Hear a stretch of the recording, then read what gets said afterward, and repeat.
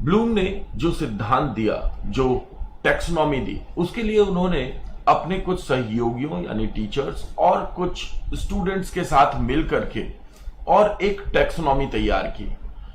ये टैक्सोनॉमी शुरुआत में कॉग्निटिव क्षेत्र में तैयार की गई, उसके बाद साइकोमोटर के लिए और बाद में अफेक्टिव के लिए भी। इस तरीके से 3 डोमेन्स में इसे डिवाइड किया गया। जब वो ऐसा कर रहे थे उस वक्त उन्होंने माना कि rather than just remembering fact, केवल रोट मेमोराइजेशन नहीं बल्कि प्रोसेस, प्रोसीजर एंड प्रिंसिपल्स के साथ order to promote higher form of thinking in education, हमें एनालाइजिंग एंड इवैल्यूएशन जैसे कॉन्सेप्ट्स को एजुकेशनल सिस्टम में जोड़ देना चाहिए। उसके बाद से ही ब्लूम का टैक्सोनॉमी का एक महत्वपूर्ण योगदान हो गया हमारे वर्तमान एजुकेशनल परिवेश में, शैक्षिक परिवेश में। आज ब्लूम टैक्सोनॉमी हर तरीके से एक महत्वपूर्ण रोल निभाती है। तो यहां पे आपको 2 चीजें याद रखनी है।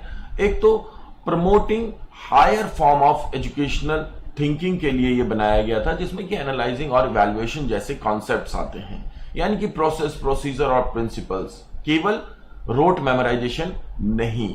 तो आप इसको ध्यान रखेंगे। अब यहां पे ये देखते हैं कि इस सेक्शन से क्वेश्चन किस तरीके से पूछे जाते हैं। तो देखिए, दिए गए विकल्पों में कौन सा उच्च स्तरीय चिंतन का उदाहरण है? तथ्यों को समझकर याद करना, अनुभवों के आधार पर संकल्पना निर्माण करना, संकल्पनाओं के आधार पर चिंतन करना, या संकल्पनाओं को विश्लेषित और मूल्यांकन करना। अब इस क्वेश्चन के अंदर अगर देखा जाए तो यहां पे सबसे पहला कह रहा है समझकर याद करना, यानी कि मेमोराइजेशन, अनुभवों के आधार पर संकल्पना निर्माण करना। तो जब वो कॉन्सेप्ट बना रहा है तो जैसे पहले वाले में वो समझ रहा है तो समझ के याद कर रहा है, नहीं, अंडरस्टैंडिंग के बाद मेमोराइज कर रहा है, और दूसरे में वो कॉन्सेप्ट बना रहा है यानी समझ रहा है उसको। संकल्पनाओं के आधार पर चिंतन करना, यानी on the basis of prior जो उसकी जो कॉन्सेप्ट्स है उसके आधार पर सोचना।